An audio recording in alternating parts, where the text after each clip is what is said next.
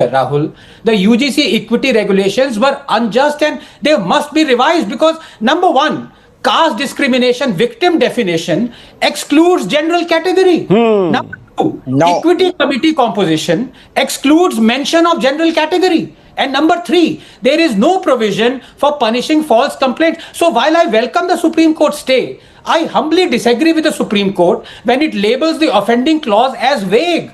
I'm sorry. There was nothing vague about the way in which the clause defines who are going to be the victims of caste discrimination. The general category are spitefully, speciously, perhaps deliberately kept out of this ambit.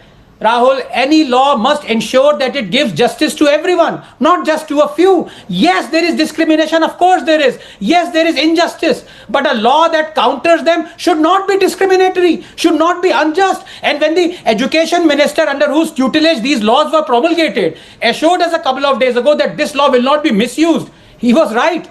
Because a good law can be misused, but you cannot misuse a bad law. You can only use it, and vested interests are going to use this bad law for their ulterior motives. Already, some spokespersons and activists were advocating slapping fake complaints on general category students to trap them. And as for Indra Jaisingh's deranged statements of today, remember the tens of thousands of fake cases filed using the SC/ST Act?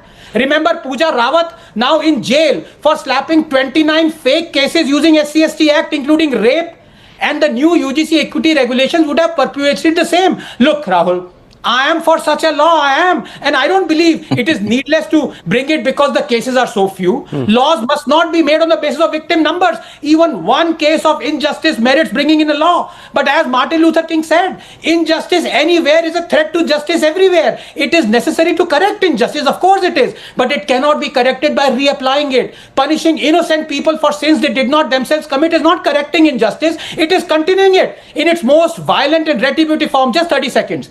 UGC equity laws are an injustice happening on campuses, which will become a threat to justice happening in the country if they are not repealed. I repeat, make this law caste and community agnostic so that any community member facing caste discrimination can use it, any community member versed with caste discrimination can adjudicate it, and any community member misusing it can face punitive action. Just make these three changes and the bad law will transform into a good law. The question is, Rahul, can the government gulp down its stupidity and ego and do